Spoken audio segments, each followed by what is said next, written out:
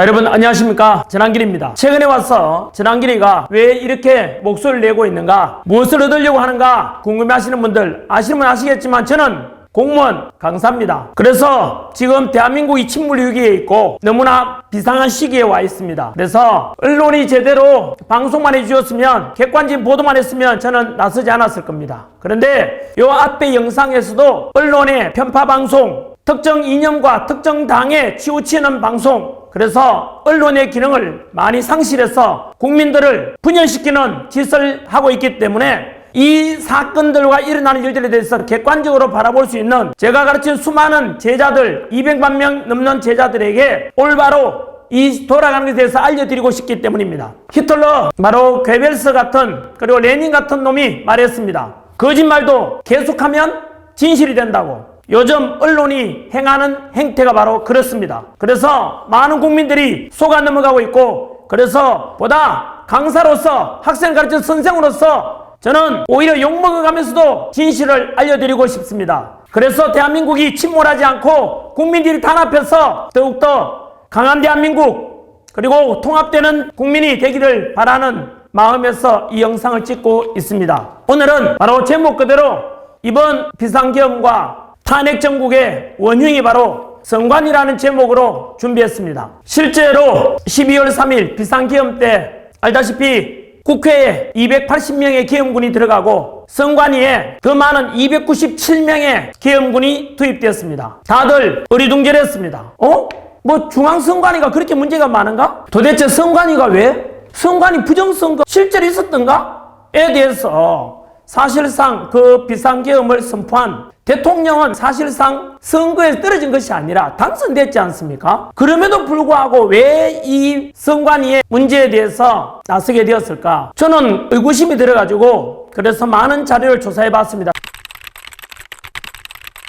그런데 자료를 찾아보면 볼수록 경악을 금치 못했습니다. 아니, 대한민국 국민의 세금으로 운영되는 공무원이지 않습니까? 그 공무원이라면 당연히 비리가 있을 수 있고 또 부정이 있을 수 있지 않습니까? 그러면은 보통 상식적이라면 감사원에 감사를 받아봐야 되고, 또 뭐 북한의 해킹 위협이 있었다 치면은 국정원의 조사를 또 받아봐야 되는 게 당연한 거 아닙니까? 그런데 감사원의 감사도 거부하거나 또는 방해하고, 국정원의 조사 역시 마찬가지로 비협조적이었고, 이처럼 감사받지 않고 감시받지 않는 절대 권력은 당연히 절대 부패하게 마련이죠. 그래서 이 부정선거에 관한 것 이미 알다시피 야당 국회의원도 의혹을 제기했고 여당 국회의원도 제기했고, 심지어 대통령도 마찬가지로 이 부정선거만큼은 반드시 바로잡겠다고 계엄까지 선포하게 된 것 아닙니까? 그리고 오늘자 국회의장께서도 마찬가지로 국회에다 불러놓고 국민들에게 일어나는 의혹을 해소하지 못했지 않냐라고 따지기도 했습니다.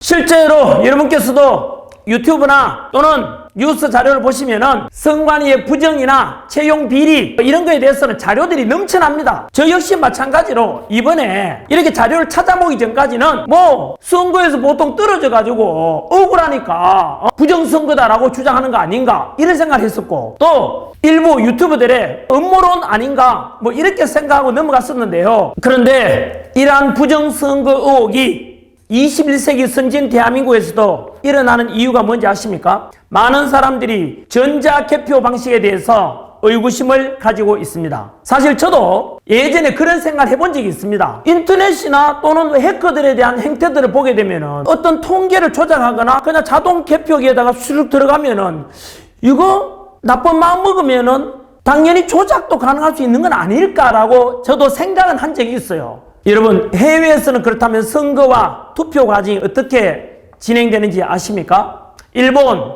대만, 캐나다, 독일 같은 이런 선진국에서도 놀랍게도 선거와 투표, 개표까지 모두 다 수작업으로 진행된다고 합니다. 대만의 경우에는 투표를 했지 않습니까? 그러면 이동하지 않고 그 자리에서 선거 참관인들이 보는 가운데서 개표를 바로 합니다. 왜냐하면 투표함이 이동되면은 역시 부정을 저지를 가능성이 있고, 심지어 교도소나 또 해외나 또는 군부대에서도 마찬가지로 투표를 하게 되면은 이동하면은 부정이 일어날 수 있다는 것을 사전에 예방하기 위함입니다. 여러분, 대만이라는 나라가 전 세계 반도체 수출 1등입니다. IT 강국, 디지털 강국 대만에서 왜 그렇게 수작업으로 다 하겠습니까? 투명성 아니겠습니까, 여러분? 그래서 제가 제목은 뭐랬습니까? 바로 전자개표 하지 말고 우리도 대만처럼 좀 시간이 걸리면 어떻습니까, 여러분? 국민들 기다리잖아요. 천천히 가더라도 반듯하게, 정직하게 그렇게 진행하는 게 더 옳지 않겠습니까, 여러분?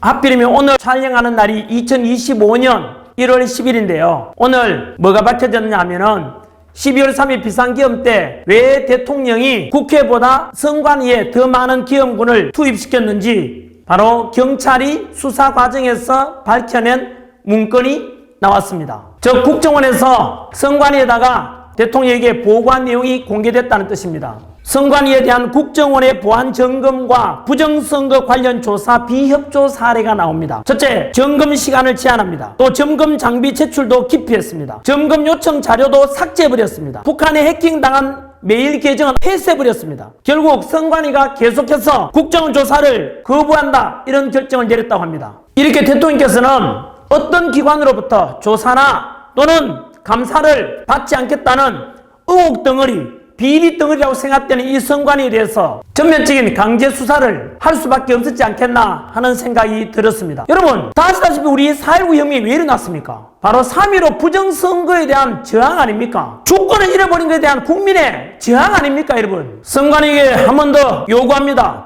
과연 선관위가 떳떳하고 깨끗하다면 왜 감사원 감사를 거부합니까? 왜 국정원 조사, 해킹 위험 있는 것에 대해서 조사하면 왜 거부합니까? 뭔가 캥기는 게 있고 뭔가 잘못이 있으니까 숨기려고 하는 거 아닙니까?